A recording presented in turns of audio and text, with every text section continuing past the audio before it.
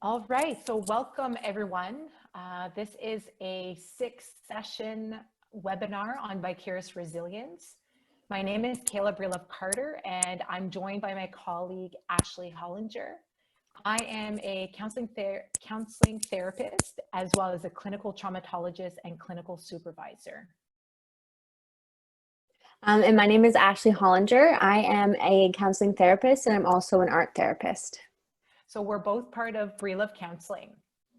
The COVID-19 pandemic is putting healthcare professionals across the world in an unprecedented situation, having to make impossible decisions and work under extreme pressures. These decisions may include how to allocate scant resources to equally needed patients, how to balance our own physical and mental health needs with those of patients, how to align your desire and duty to patients with those to family and friends, and how to provide care for all severely unwell patients with constrained or inadequate resources. This may cause some to experience moral injury or mental health problems. Attending to the impacts, both positive and negative, as a healthcare professional, work with patients and environments that are on the verge of becoming traumatic experiences. This is a crucial aspect of trauma-informed practice. Part of vicarious resilience refers to our ability to recognize the unique, positive effects that transform healthcare professionals in response to witnessing encounters with patients who have experienced trauma, going through the recovery process, and achieving resilience. These sessions have been created specifically for healthcare professionals as well as other frontline workers by our team here at Breelove Counselling. We look forward to offering this to the healthcare community during such uncertain times, where vicarious resilience and its benefits are likely an important conversation.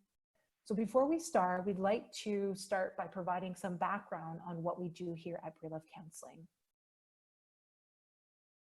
Using a trauma-informed approach, we operate an integrated practice focused on community and private partnerships. Our specialty ranges from general mental health, art therapy, adversities, trauma, to nutritional psychology for individuals age 18 and older. Our focus is to help individuals build resilience and heal. We achieve this by exploring opportunities for wellness and empowerment, non-judgmental listening, and customized treatment plans.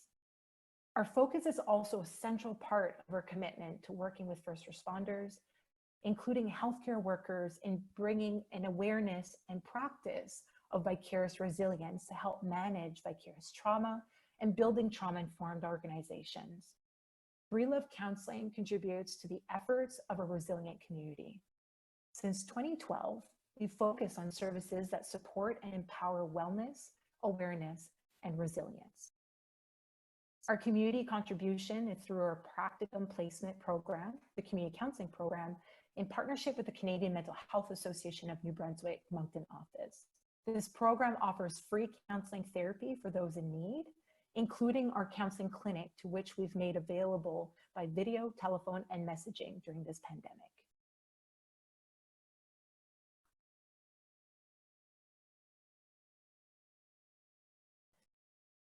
Throughout the next 6 weeks, we're going to touch on 6 topics. These topics are helpful in bringing an awareness and participation in vicarious resilience. We're taking a trauma-informed and humanistic approach to these topics. There will be psychoeducation, reflections, and opportunities to ask questions along the way. You will be receiving workbooks each week. Although we encourage individuals to register for each week, others may register for the individual webinar as well. I believe that these webinars are also being recorded. So for those of you who may be working shift work or may not always be available at this time, you can always access the webinar series that you've missed through the CMHA of New Brunswick YouTube channel. We want to encourage you to ask questions, share reflections, or request further information on particular topics we'll be covering during our time together. The sessions will be about an hour to an hour and a half each week, depending on participation. During the webinar, you're welcome to communicate with us through the chat or the Q&A, either anonymously, directly to us, or everyone. At the end of each webinar, we're going to be discussing these thoughts and questions. There will be times during the webinar where we will ask questions and the group can answer through the chat option. Please be patient with us as we go through this webinar and video platform. This group is usually conventionally facilitated in person, so this is a little bit new to us. We'll do our best to adapt to our new environment and provide the same quality facilitation as we would in person, so that we can together and get the best out of the series of the webinar. I hope this webinar series will bring about new skills and improve experiences for all of you. So today, we're specifically going to be looking at exploring stress response and pandemics. For some of you who have perhaps followed the Vicarious Trauma introduction webinars that took place in the last 2 weeks, there's going to be a lot of familiar information. So for some of you, it will be sort of just a overview, and for others, it may be new information. The World Health Organization sets out mental health and psychosocial consideration during COVID-19 outbreak. Their statement reflects that part of working towards containing the COVID-19 outbreak is also the need to be aware of the crisis to which we're experiencing. This is inevitably also generating stress in the population. For healthcare professionals and frontline workers alike, it's important to note that your feelings of being under pressure is normal for this particular situation. Stress and the feelings associated with it are by no means a reflection that you cannot do your job or that you are weak. Managing your mental health and psychosocial well-being during this time is as important as managing your physical health. Today, we're going to start with the basics, and we would like to chat about the understanding of how our stress response functions to help better navigate circumstances where you may be feeling under pressure, resulting in your threat system becoming overactive and your body responding in fight, flight, or freeze. Some of you, if not all of you, would have learned this during your academic studies. But what we feel may be missing from what you already know is your own unique experiences in life and how those experiences play a significant role in whether you are able to adapt and buffer your stress response, create instances of vicarious resilience, or if you're unaware and inevitably react to your stress response, may create instances of burnout, compassion fatigue, or in this outbreak, for some of you, vicarious trauma.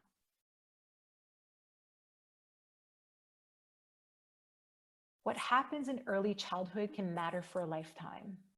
To successfully manage our society's future, we must recognize problems and address them before they get worse. In early childhood, major adversities such as extreme poverty, abuse, or neglect can weaken developing brain architecture and permanently set the body's stress response and system on high alert. Science shows that providing stable, responsive, nurturing relationship in the earliest years of life can prevent or even reverse the damaging effects of early life stress, with lifelong benefits for learning, behavior, and health. Learning how to cope with adversity is an important part of healthy child development. When we are threatened, our bodies activate a variety of physiological responses, including increases in heart rate, blood pressure, and stress hormones such as cortisol. As healthcare professionals, we encounter stressful situations on perhaps a daily basis, or beyond the norm of those who may not work within the healthcare system. As a result, it can become helpful to identify if perhaps you yourself would benefit from recognizing how your early childhood experiences play a role in whether you are capable of buffering your stress or if your stress response is constantly on high alert.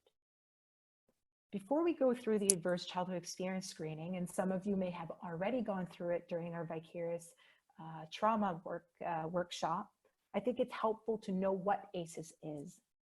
This can also be a tool, if applied correctly, to help build trauma-informed practice within your healthcare role.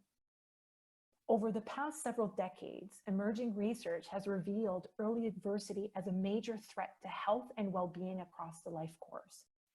Adverse childhood experiences, or ACEs, have been linked to poor health outcomes in adulthood, And there is growing literature indicating that toxic stress caused by ACEs can profoundly alter child and adolescent development. So I would like for each of you to open the adverse childhood experience screening. I realize that I have perhaps not copied and pasted it to the chat. So I ask if Ashlee can copy and paste it into the chat for everyone. And we will go through each question together. Please be aware that for some of us who have not necessarily explored our past adversity due to being either unaware, perhaps avoiding, or perhaps having positive beliefs around not addressing them, that these questions may be triggering.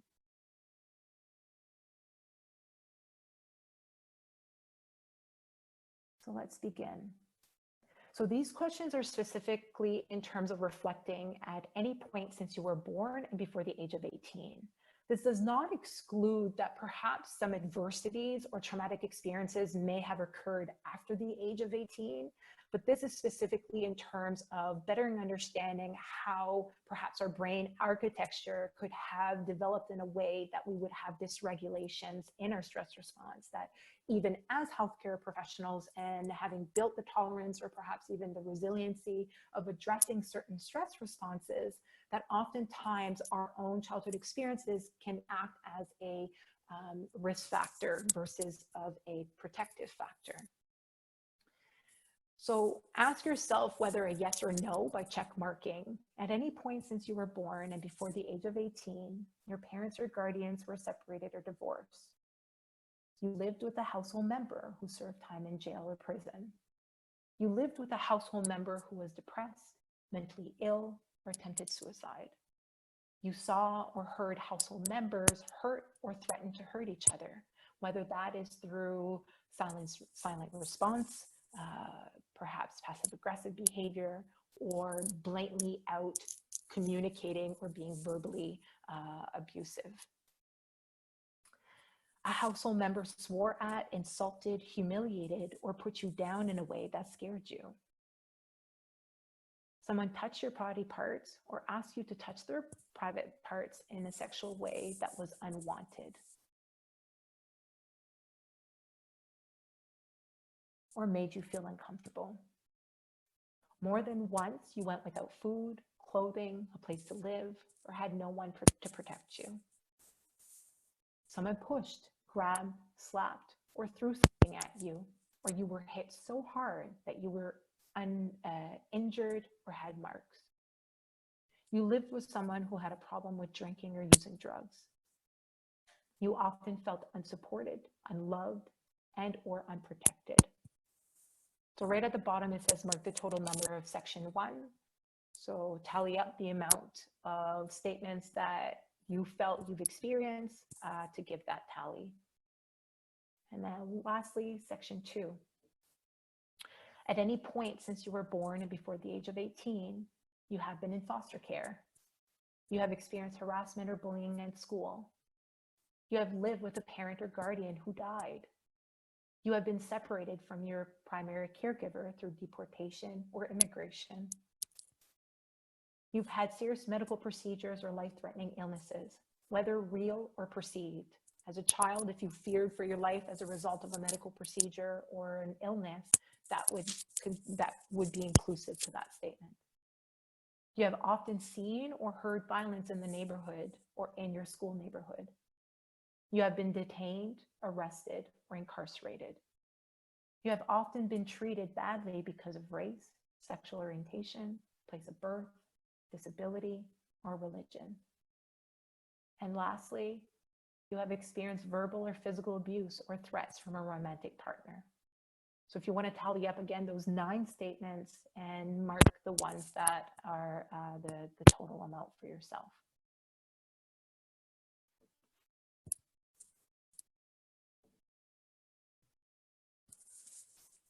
Being conscious of our ACE score can help us be mindful and compassionate towards our responses. Now that we have our ACE score, how do experiences get processed, and why does my ACE score play a role in how I respond to the experiences now? When I explain to individuals sort of how we process experiences, I tend to tell individuals that there are 3 parts to consider when understanding the experience influencing whether something becomes a stressful experience or a toxic experience. So we start off with the prefrontal cortex. I tend to tell people that's sort of like a huge vacuum. So this huge vacuum picks up everything that is in its path. Some stuff we might not even realize because they're either so little, or in our case, that we are not consciously aware of in that moment. So this means things we see, smell, taste, hear, even feel. We have to remember that we're consciously aware about 5 to 10% of the time. The other 90% is subconscious. But that doesn't mean we aren't processing what we take in within that 90%. What actually happens is that it all gets processed in what we call the hippocampus. This part helps us store and remember information. It's sort of like a librarian.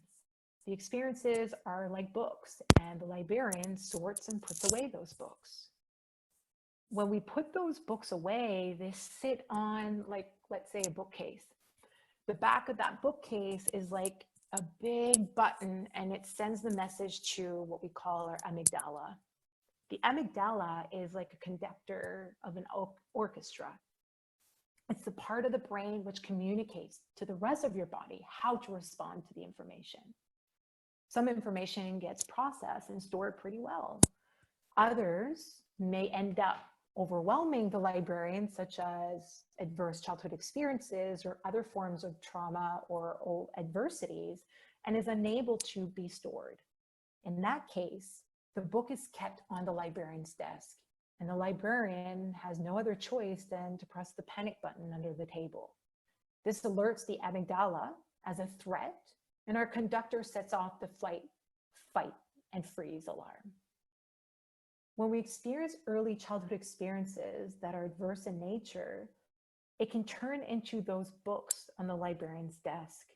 Meaning, when you experience anything related to that book, whether directly or indirectly, your brain will not be able to differentiate between real adversity or perceived adversity, leading your alarm to go off even when the adversity is perceived, amplifying emotions and dysregulating behaviors. If this happens too often, being unaware of our adverse books lingering on the librarian's desk, we manifest unhelpful stress responses where it perpetuates core negative beliefs and reactions. Working in the healthcare sector or as a first responder or frontline worker exposes you to various stressors that may trigger your early experiences. The higher you score on the ACEs, the more likely those experiences would influence your ability to cope in stressful situations, putting you at high risk of burnout, compassionate fatigue, and especially vicarious trauma. Later on in our Q&A, I'll make sure to put the link to ACEs Too High, which can explain your score. So if you've kind of done your score, and even in the workbook, you have an opportunity to kind of keep note of your score, and you can explore what that score means to you later on.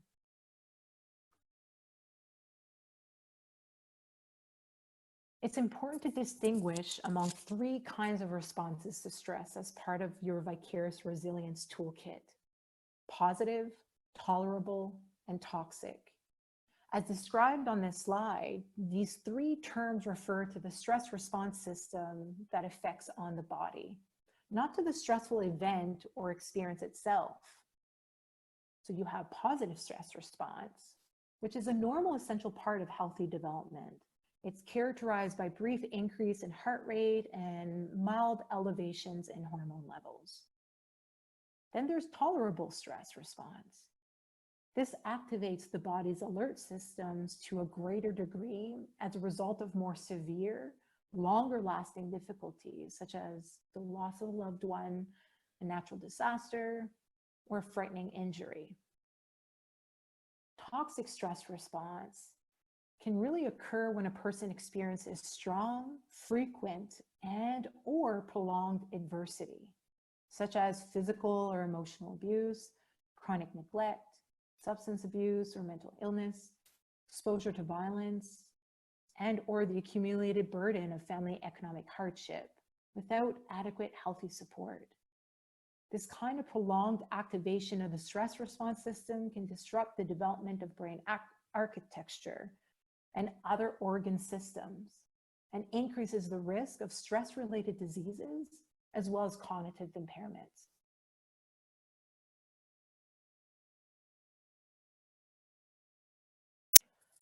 All human beings react to some external stimuli with a stress response. When startled by a loud noise, or in the wake of a driver who cuts us off in traffic, or when one too many life pressures hits us, the human stress response makes our heart beat faster and we may feel a bit physically tense. While low levels of stress aren't harmful and the response passes relatively quickly, the same stress response plays a role when we experience truly overwhelming levels of what's called toxic or traumatic stress. Traumatic stress refers to the emotional, cognitive, behavioral, and psychological experiences of individuals who are exposed to or who witness events that overwhelm their coping and problem-solving abilities. So in other words, the trauma, which produces traumatic stress, occurs when our coping mechanisms are overwhelmed by outside events. With traumatic stress, the normal human stress response goes into overdrive, and we experience it in a variety of ways, ranging from physical, such as muscle tension, headaches, fatigue, to name a few, to the emotional, such as irritability, depression, anxiety, alienation, hypervigilance, fight, flight, freeze response, to even the cognitive, disjointed thinking, worrying, impaired judgment, impulsivity, nightmares, and other sleep disturbances, and an exaggerated startle response. Humans also respond to stress behaviorally by consuming substances like alcohol, eating more or less, being more or less sexually active. A trauma results from an event, series of events, or set of circumstances that is experienced by an individual as physically or emotionally harmful or life-threatening, and that has lasting adverse effects on the individual's functioning and mental, physical, social, emotional, or spiritual well-being. It completely changes the being itself. There are three things to consider when reflecting on how an experience could manifest into a traumatic experience. We call them the 3 E's of trauma, which is events or event, experience, and effect. Events can include actual or extreme threat of harm or severe. Events can occur once or repeatedly over time. Our current circumstances with the pandemic is creating various overwhelming events as an individual, collectively, as well as professionals. Then there's experience. How the individual experiences an event helps determine if it is a traumatic event. Factors would include how an individual assigns meaning to the event, so very subjective. How the individual is disrupted physically and psychologically by the event. The individual's experience of powerlessness over the traumatic event, which can trigger feelings of humiliation, shame, guilt, betrayal, and or silencing, isolation, shattering of trust, and fear of reaching out for help. And perhaps because of cultural beliefs, such as our role of women or men, the availability of social supports, and also the age and developmental stage of the individual at the time of the event. Then there's effect. Adverse effects can occur immediately or after a delay and can have a range of duration. Individuals may not recognize the connection between traumatic events and their effects. Adverse effects include inability to cope with normal stresses of daily life, living. Sometimes we just don't have such a great day, right? But when there's sort of this pattern that we have this inability to cope, then it's worth reflecting on whether it's more than just having a bad day. Perhaps it's inability to trust and benefit from relationships. So in some ways, feeling as though that perhaps you're self-sabotaging a healthy relationship, or you feel the adrenaline of going into risky relationships, or feeling that sense of fear or judgment, even embarking in a relationship. Perhaps it's cognitive difficulties such as memory, attention, thinking, self-regulation, controlling the expression of emotions. Sometimes we might say, oh, well, we're just tired, or I'm just burnt out because I have a lot on my plate. But those are also signs to reflect deeply about, what if I'm being affected by this? And hypervigilance or hyperarousal. Perhaps it's numbing or avoidance. So oftentimes it's either one extreme end, such as not being able to feel, having that numbing sensation, to the other extreme event of being hyperaroused. Vicarious trauma, for those of you who may not have had the chance to follow the Vicarious Trauma workshop, is basically when traumatic experiences occur more than once, so chronically, as a result of your profession. So it may not necessarily be that, you've experienced it necessarily firsthand, but being exposed to traumatic material, whether it's through reading it or through having an empathetic listening ear towards the patients or clients or participants of your programs, to also perhaps experiencing a traumatic experience, or even that secondary trauma where someone is expressing their own traumas and you're being impacted as though that it is your trauma as well. So as a healthcare professional or frontline worker, you're exposed to various risk factors such as patients' traumas, the overwhelming stressors of a pressured healthcare environment, losses, exhaustion, and lack of safety, at times physically, psychologically, socially, and morally. We'll talk about safety next week. When you're able to recognize these risk factors, becoming trauma-informed can attribute to another tool in your vicarious resilience toolbox. Being trauma-informed can be understood through the terms realization, recognition, responding, and resisting. So realization are all those involved in your organization at all levels realize that trauma can affect individuals, families, organizations, and communities. People's behaviors can be understood as coping strategies designed to survive adversity and overwhelming circumstances, past or present. Recognition means that all those involved in your organization are able to recognize the signs of trauma and have access to trauma screening, such as the ACE screening or other forms of trauma screening and assessment tools. Or in our case, part of the tools that we're going to be learning throughout this webinar will be exploring tools to help build vicarious resilience for yourself. Responding. Your organization responds by applying a trauma-informed approach to all aspects of your work.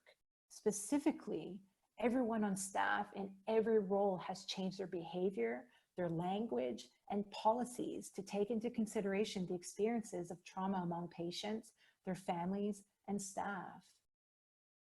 So in our case, we will be exploring during our final series, self-compassion and intentional self-care as a form of responding to vicarious trauma and as a tool for vicarious resilience. And finally, resisting. Resisting re-traumatization of patients and staff members by ensuring that practices do not create a toxic environment. For example, understanding the impact of not being aware how this pandemic is a risk factor for our mental health, as much as your mental health and everyone's mental health, and maybe creating toxic responses that impact you as a professional, your work environment for patients, and in your personal life with friends and family. Being trauma-informed means that you or your organization realize the widespread impact of trauma and understands the potential path to recovery, recognizing the signs and symptoms of trauma in patients, families, staff, and other involved with the system, and responds by fully integrating knowledge about trauma into policies, procedures, and practices to actively resist re-traumatization. For the purpose of this webinar series, our focus of Trauma Informed means realizing the widespread impact of the collective trauma that we're experiencing as a result of COVID-19 outbreak, and understanding the potential path to recovery through vicarious resilience as a form of protective factor against poor mental health and vicarious trauma. As we take the necessary steps to returning back to some form of social connection, identifying with physical distancing, we also have to realize that there's going to be a significant other pandemic wave of mental health that's going to occur. So part of these webinars is to prepare you with the necessary tools in order to help yourself be able to navigate that, in order to be in a space of mental wellness for yourself, which can contribute to the wellness of your family and of others, and of your role within healthcare or as a frontline worker. How does this relate to your work during COVID-19 pandemic? This traumatic experience to which all healthcare professionals and frontline workers are at risk of manifests in what we call moral injury. Moral injury can be defined as the psychological distress that results from actions or lack of them, which violates someone's moral or ethical code. Unlike formal mental health conditions such as depression or post-traumatic stress disorder, moral injury is not a mental illness. But those who develop moral injury are likely to experience negative thoughts about themselves or others. For example, I'm a terrible person, or my boss doesn't care about people's lives, as well as intense feelings of shame, guilt, or disgust. These symptoms can contribute to the development of mental health difficulties, including depression, vicarious trauma, which has the same symptoms as post-traumatic stress disorder, and even suicidal ideation. Equally, some people who have to contend with significant challenges, moral or traumatic, experience a degree of post-traumatic growth, or in other words, vicarious resilience. This term is used to describe a bolstering of psychological resilience, esteem, outlook, and values after exposure to highly challenging situations. Whether someone develops a psychological injury or experiences psychological growth is likely to be influenced by the way that they are supported before, during, and after a challenging incident, in our case, COVID-19 pandemic. Most, if not all, healthcare professionals will experience moral injury or vicarious trauma when exposed to trauma that they feel unprepared for. This is similar to the unprecedented nature of the challenges we are, as healthcare professionals and frontline workers, currently facing here in New Brunswick. I'm certain that the immense effort to ensure adequate staffing and resources may be successful, but it's likely that during the COVID-19 outbreak, many of us will encounter situations where we may not be able to say to a grieving relative, you know, we did all we could, but only we did our best with the staff and resources available, but it wasn't enough. That is the seed of mental injury. Not all healthcare professionals will be adversely affected by the challenges ahead, but no one is invulnerable, and some healthcare professionals and frontline workers will hurt, perhaps for a long time, unless we begin now to prepare ourselves and support each other.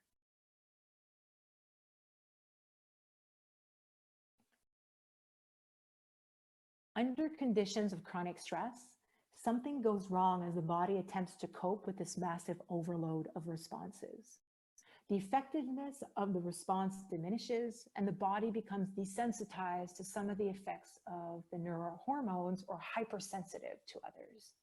The entire system can become dysregulated in many different ways.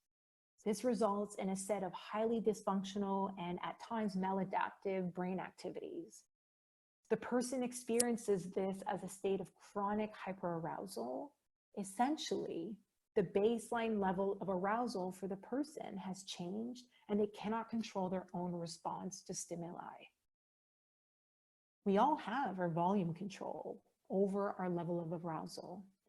If we're working with patients, coworkers, and other individuals and hear a coughing noise, we cease paying attention to what we're doing and perhaps appraise the source of the noise. Once we are assured that the noise was just a latecomer and that there is nothing to fear, our level of arousal rapidly returns to normal, and we're able once again to attend to the task at hand.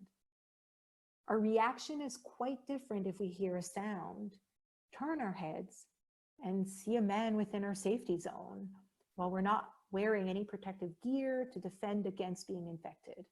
In this case, we become hyper-aroused. This is a clear and present danger, and the fight, flight, freeze response is triggered within each of us.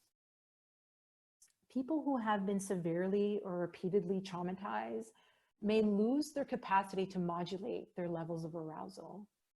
The reaction to the benign latecomer is quite similar to their reaction to the threatening stranger. They stay hyper-aroused and guarded. They are unable to calm themselves down, even when they see that there is no danger. Sort of like what we talked about that librarian unable to put that book away, right? And needing to press that emergency button under the table. As a result, they're likely to feel that they're either going crazy, or they're just exhausted, or hypervigilant, or irritable, or even resentful. This reaction can be triggered by almost anything. Once we have experienced a stimulus that evokes fear, we become fear conditioned, a state that is incredibly powerful and difficult for the logic centers of our brain to override.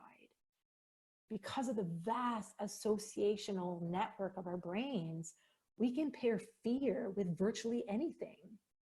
This happens at the time of the frightening event and is beyond conscious level. We talked about that subconscious piece, right, of that 90%, and happens very quickly. Later, the person is usually not consciously aware that the connection between the fear-provoking stimulus and the fear response has become completely automatic. Each episode of danger connects to every other episode of danger in our minds. It's like just baggage, right? Or that snowball effect. So that the more danger we are exposed to in these particular situations, working in a high-risk environment like healthcare, the more sensitive we become to danger. With each fight or flight or freeze experience, our mind forms a network of connections that is triggered by every subsequent threatening experience or stimulus. Because we're so intelligent, these connections can be made very widely linked to any stimulus that is paired with a dangerous experience. This is why developing vicarious resilience is key to maintaining a manageable mental health during this pandemic. Being mentally well in your crucial work is key to our society's ability to recover and manage this outbreak. How we, as healthcare professionals, take care of our mental health determines greatly the pandemic response within our province.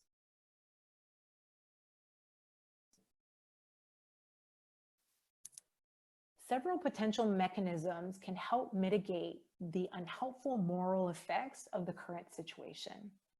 All healthcare professionals and frontline workers need to be prepared for the moral dilemmas they are going to or are currently facing during the COVID-19 pandemic. We know that properly preparing professionals for the job and the associated challenges reduces the risk of mental health problems.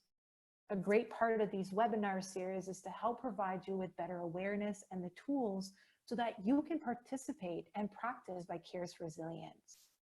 Vicarious resilience is also a tool outside of this pandemic.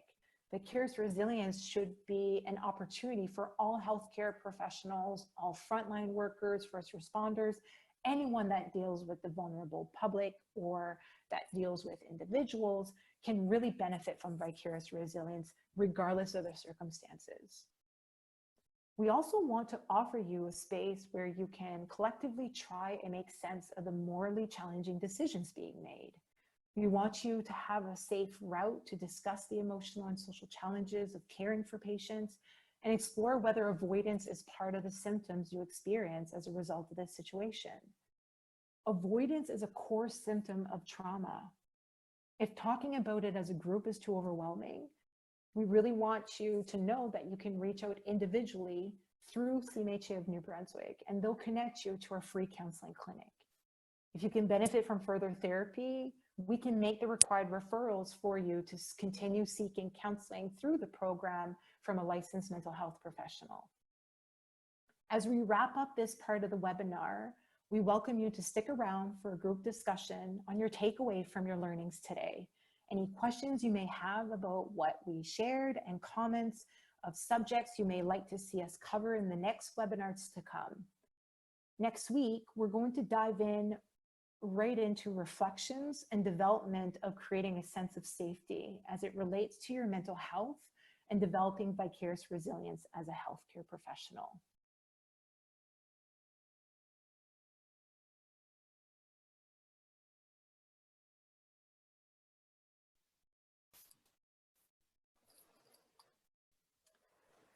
All right, so thank you everyone for listening to our webinar today.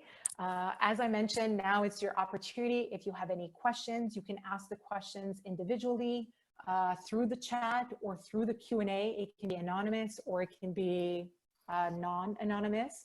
The choice is yours, but we kind of open the floor. It'll be between myself and Ashlee to answer any questions you have. If you need us to explain a little bit further any particular topics that kind of made a significance to you or that was relatable, so we're all ears. Yes, so the webinar is going to be online again. It was being recorded or is being recorded, and it will be on the CMHA's YouTube page.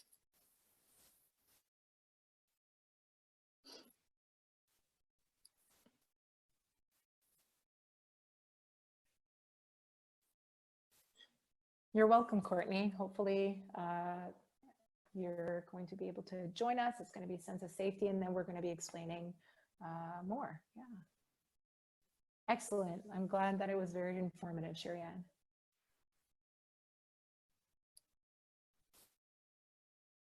Excellent, Nigel. Thanks. So any questions for any clarifications or any reflective?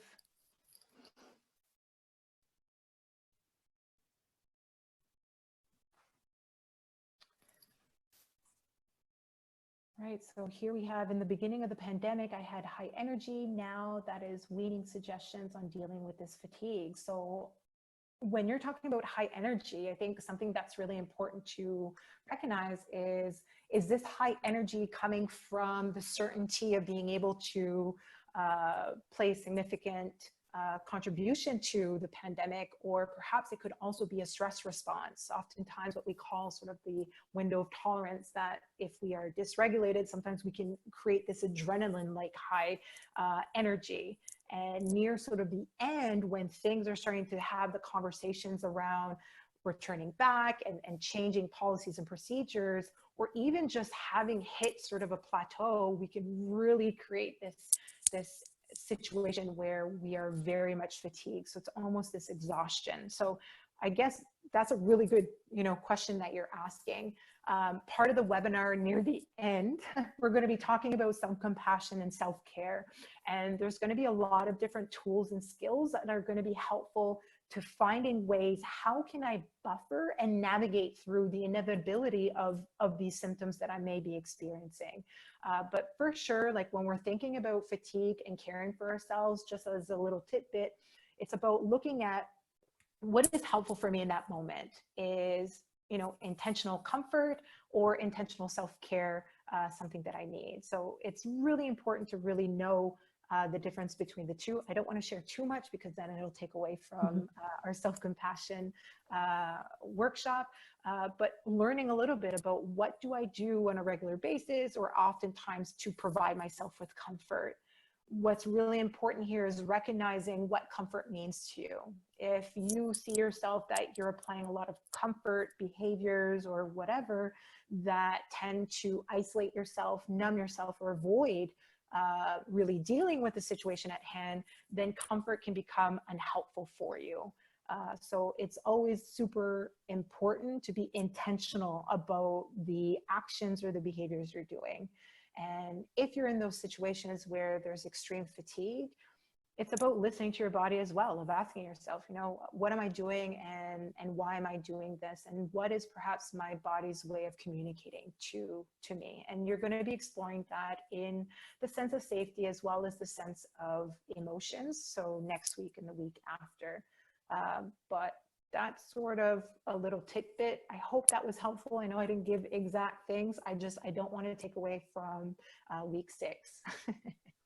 If I can just jump into, I think something as well, like if you had such high energy in the beginning, you might have been pushing yourself to really take advantage of the fact that maybe you had more time to kind of, do a lot of different things that you had on the go, and that can possibly lead to some burnout as well, or just exhausting yourself because you were so busy, and now you're kind of coming down from that high a little bit. So I'm just wanted to add that in. Excellent. Awesome. Thank you, Ashlee. So the next question we have is, you had mentioned stress levels to cause muscle tension. And if I could elaborate on that, absolutely, Mary.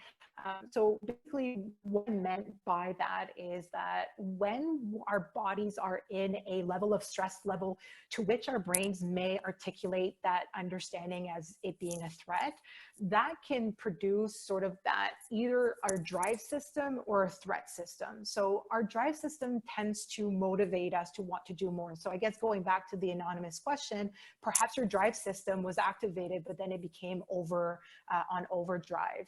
When our drive system, which means like pushing us happens, then at one point, if we push ourselves too much to that overdrive, we turn into that threat system.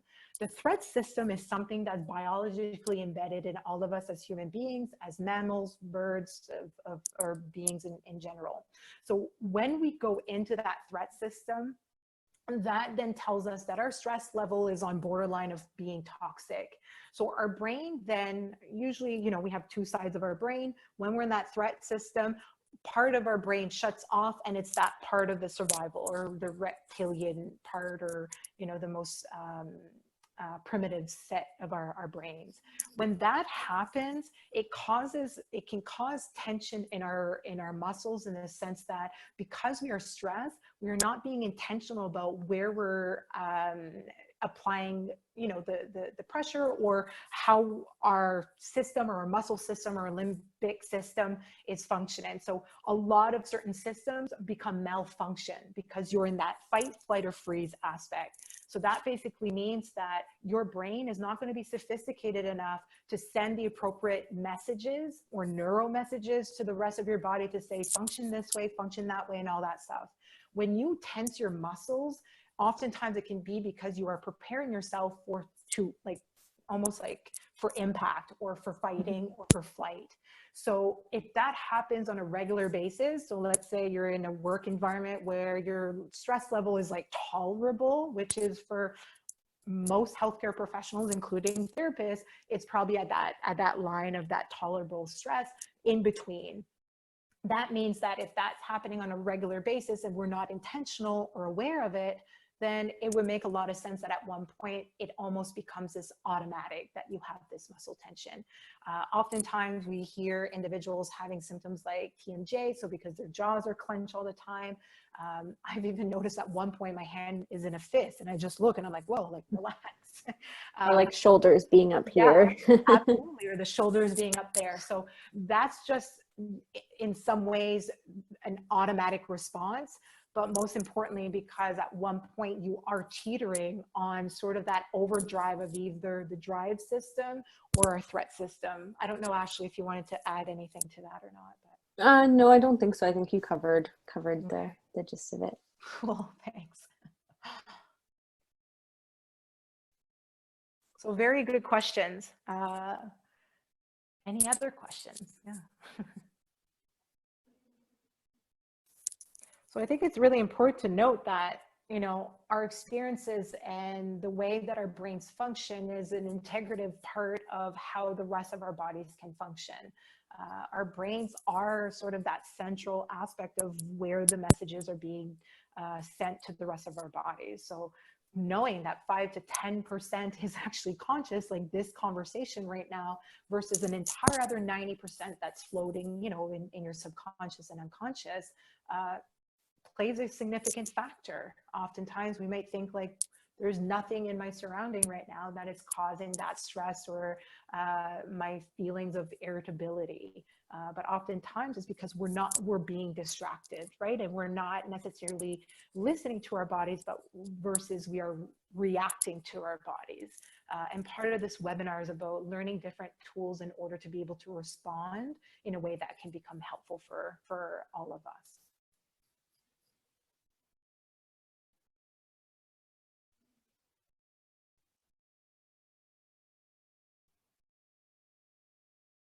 And I know it's late, especially for those who've worked all day. So I really appreciate your attendance, but we'll wait a couple more minutes if there's any questions.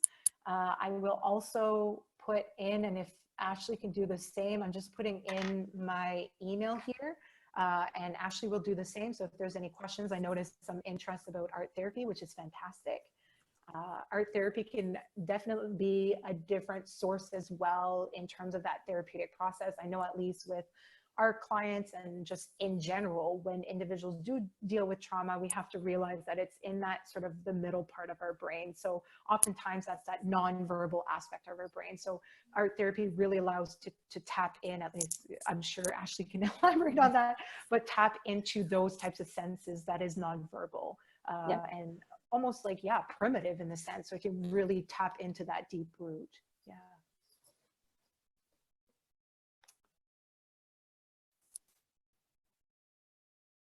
So any tips on how I can manage muscle tension on my jaw and teeth?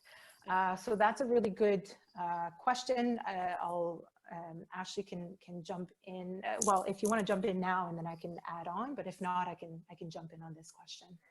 So I think something that's important is that awareness of it and developing those mindfulness skills about that. So the fact that you're even noticing, hey, my jaw is really tense, that's almost like the first step in terms of kind of trying to change that behavior, because at the end of the day, it is a stress response, and you're not noticing when it's happening, but during the day, whatever's going on for you, whether it be a stressor at work or maybe at home, your coping mechanism in your body is responding to that by clenching your jaw. So by having that awareness and developing, again, that mindfulness skill and almost retraining your brain to be able to notice those things and notice that tension happening. Like I said earlier, that when your shoulders are up here, I'm constantly having to remind myself, okay, relax. Right. And that's something that even somebody who practices mindfulness on a regular basis is still going to have to remind themselves of, because it's an automatic response when you kind of clench or you have your shoulders up by your ears. So mindfulness and developing that awareness is really going to help you practicing those kind of skills in terms of active or intentionally, I guess, practicing relaxation, going through kind of a body scan might be helpful for you in terms of going through every different part of your body from head to toe or from toe to head, whatever you prefer, and just focusing on actually relaxing that part of your body, whether you do that. And maybe it's something you can incorporate into your day. Maybe you check in with yourself kind of periodically and just relax your jaw and focus on really like letting it go and just letting that tension leave your jaw at one time. Absolutely. Yeah. And I think a deeper tip here, including what Ashlee mentioned, is also about, and I guess as a traumatologist in me, it's about asking also the deeper rooted issues of perhaps that of questioning, you know, what might be on my mind in a mindful way of reoccurring of why is it that it becomes really difficult for me perhaps to manage that muscle tension, that sometimes mindfulness either can create more triggers for individuals, or if you start feeling as though it's not working, that perhaps there's a deeper rooted issue there. So I think a key piece here is about being very intentional about also applying self-compassion, because these things don't just happen overnight. It is a process, like Ashlee said, and continuing to be very intentional about checking in with ourselves.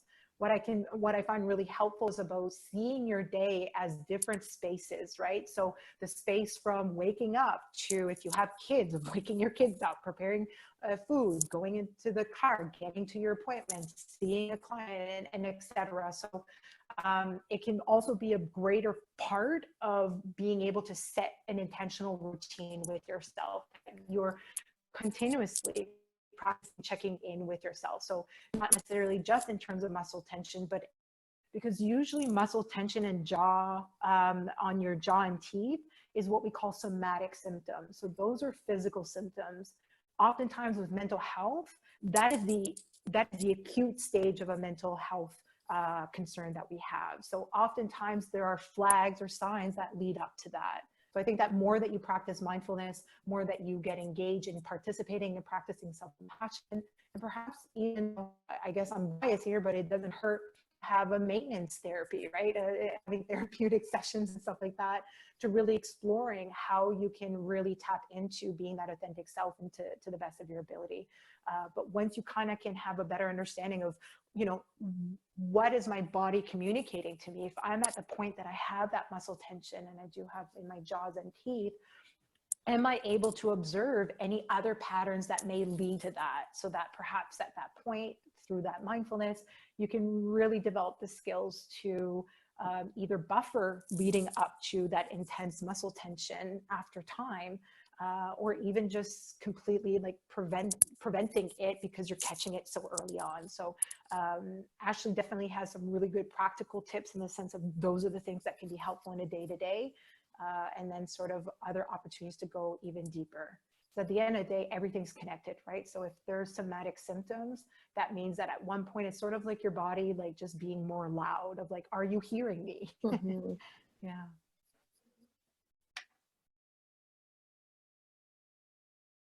Fantastic, Rachel, on your painting while you're listening. So that's fantastic.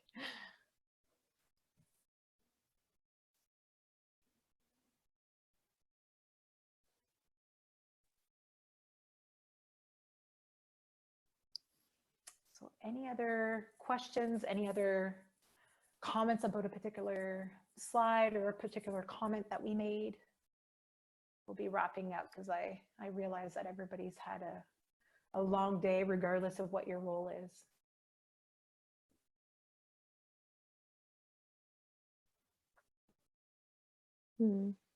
Okay.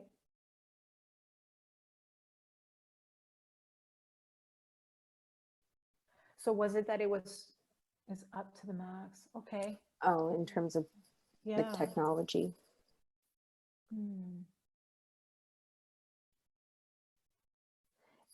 It might be helpful. I don't know if you were using headphones. Sometimes that can help to like make it a little bit louder when you have your headphones in. That's just an option you could try next time and see if that helps.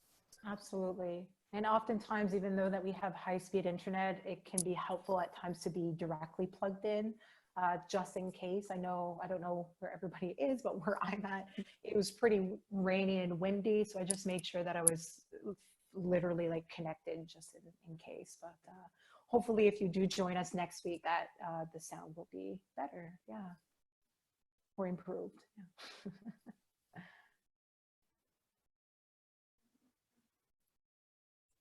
All right, so it doesn't seem like we have any other questions. So thank you so much, everyone, for participating this evening. We look forward to seeing you again next week. I believe, I don't want to speak, but Ashlee, you're next week. Yeah. So you'll be joined by Ashlee as she explores a sense of safety with everyone. So have a pleasant evening and be well. Yeah. Bye, everyone. Take care.